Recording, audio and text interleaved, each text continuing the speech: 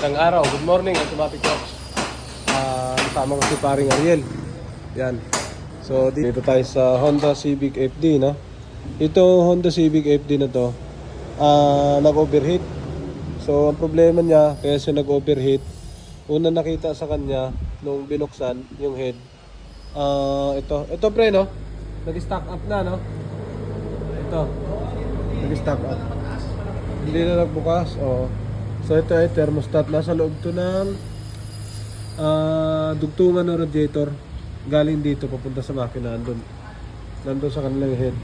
Ito yon. Kaso ito bago na. Pinalitan. So ito yung isa sa problema ng sasakyan pag nag-overheat. Ito kasi naiipon yung pressure. Hindi nakakalabas. Pero pag tinanggal nyo to, yung init, yun. Paikot-ikot lang yun. Para ng truck. Pero ito kasi automatic on and off ng pan saka yung pasok ng tubig, mainit malamig yung kondisyon ng makina. So hindi siya laging mainit, may papasukan siya na mainit, maligamgam, sasara, maligamgam, yung pasok. Hindi naman laging malamig yun. So saktong pressure lang, kaya pagka 96, 98 degree Celsius ang init, bubukas yung radiator pan. Okay, kasi ito magbubukas din, magsisensor to sa coolant temperature sensor ito. Yan yung makina. So top overhaul lang to kasi yun, bumulwak na siya. Bulwak na to pre? Bulwak na, no? Bulak pa lang, pre. Bulak pa lang. Hindi pa siya bumulwak. So tinesting namin kahapon yung luma. May problema ka siya, kaya tinignan lahat ng head kasi yun ang subject na unang gagawin. Yung head, titingnan kung may mga tama. So madumi, sobrang dumi na. So parang na-refresh na siya. Dito siya. Dito sa loob yan, ano? Dito yun. Sa loob na ito. Isa sa cause pagka nag-overheat yung sasakyan. Pwede rin radiator fan. Yan, pwede rin. Pag hindi gumana yung radiator fan, pwede rin yun. So sa fan kasi, technical yun. Madaming dadaanan. May relay, may motor, may fuse, may wire, may temperature sensor. So dito, kompleto naman lahat. Dito lang ang nagka-problema. Okay? So yun lang tips natin guys sa Honda Civic FD na nag-overheat. Ito na yung Honda Civic FD kahapon na nag-overheat. No, na-raker na lang. Pinadala sa raker dito. Yun, nalinis na lahat to. Tapos naligtas na rin to kanina. So ikakabit na lang. Pinagtulong-tulungan nila to. Kanina linisin.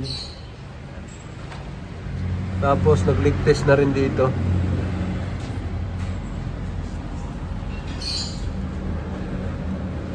Ikakabit na yan. Ito yung iba. Nalinis na rin. So ikakabit na rin. Ito ang teka, coolant temperature.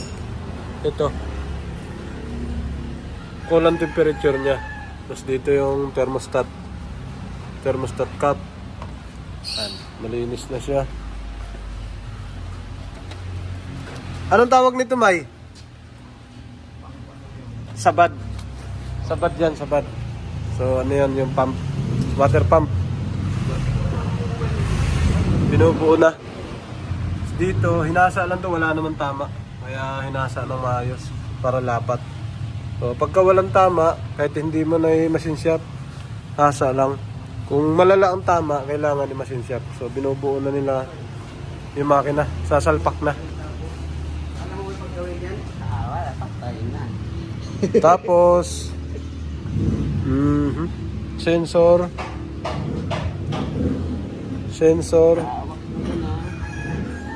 Okay, so titingnan natin yung mga sensor kung may basag.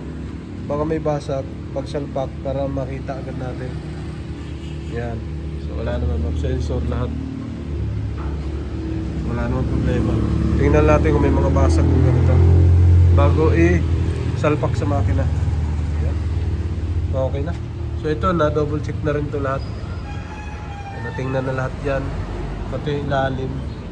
At tapos na-leak-test na yan kanina. So mahalaga nito, kailangan ma-leak-test muna bago talaga buuhin.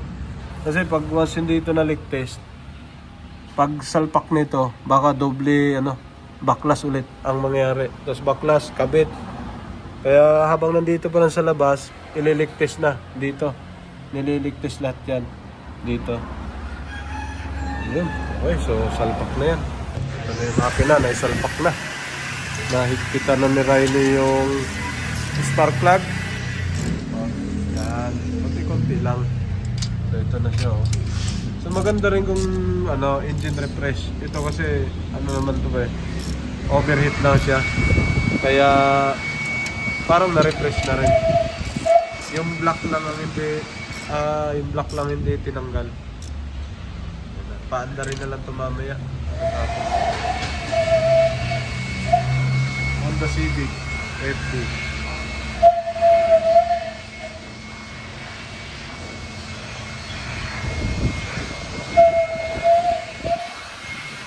Papaandar na si Boss Ruel.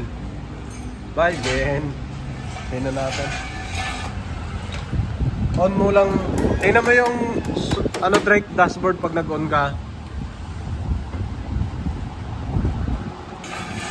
Kung anong napapansin mo. Baka may hindi namamatay na indicator.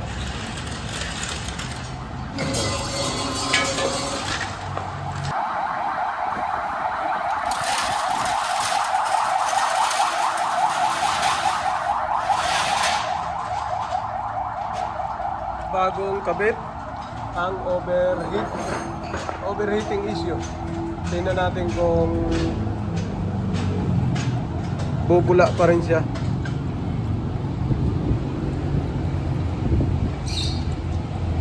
Gaano kalakas yung bula? Tubig. Monitor natin yung pag-automatic na radiator fan niya. Tingnan rin natin unang andar kung malagatak ba o malagatak, matining, o kung meron tayong maririnig na Cellphone. Uy, cellphone yan. May! Cellphone mo.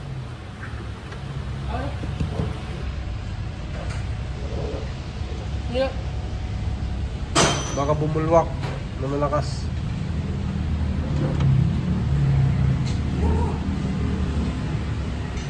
Starting.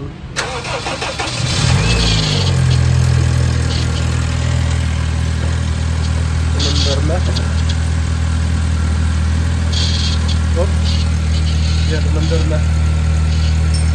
Unang andar. Monitor lang natin magbukas sa radiator fan.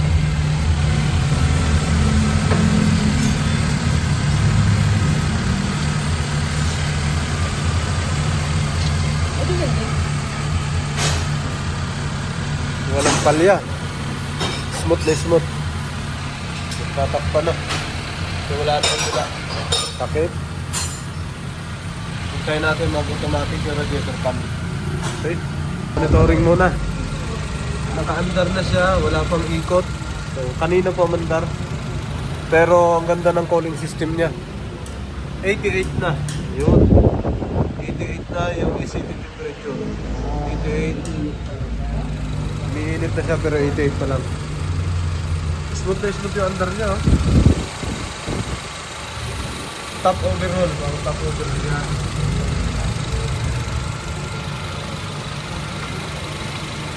Ganda na under.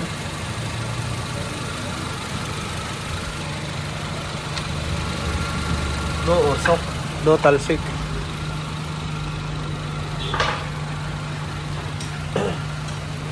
$87, $88, $90 na, $90. Perfect score. 6 na lang, ikot na yan.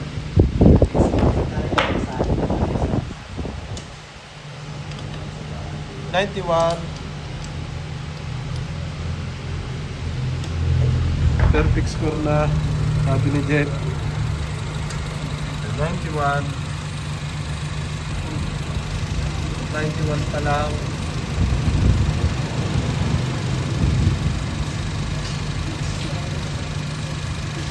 So, 92 pa lang. Maganda ng andar. Ganda ng andar. Bagong top overhaul.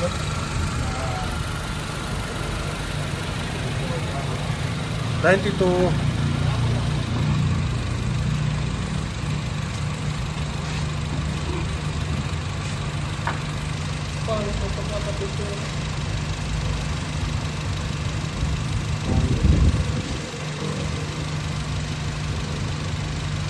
5.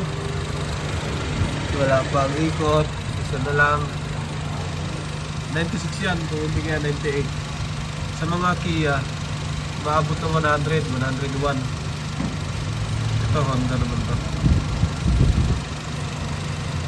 25. Isa na lang.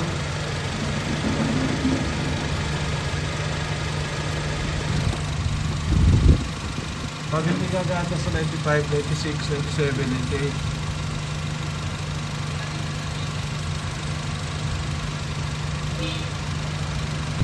96, wala pa rin. Napakaganda ng cooling system nito. Kung hindi na painit, malamig pa rin.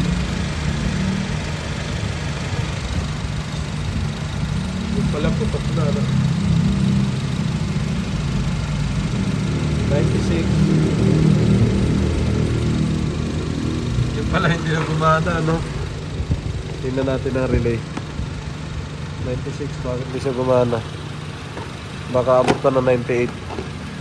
Sobrang ganda ng cooling system pagka ganito.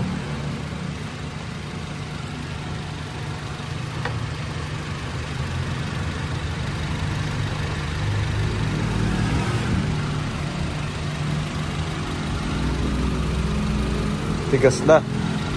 98. 98 na.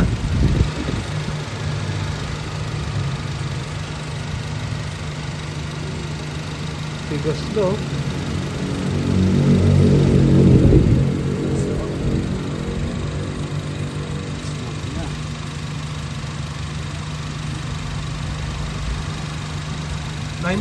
Nakasaksak naman yan, ano?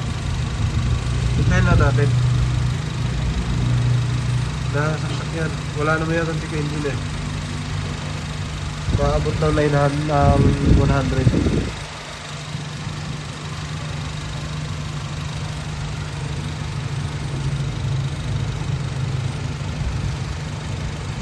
Ito yung pan niya sa dulo. 100. Gaya mo lang. Wala pa yan. Buka ka ng lumikot na. Anong bilang? 100. 100. Sarado. Lumikot na. Sablit lang. Sablit lang ano.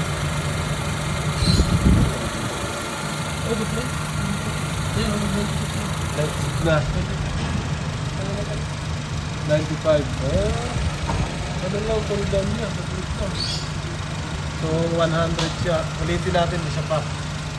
Isa pa ulit. Kung maabot siya ng 100 ulit bago uminto. 100. 96. Wala.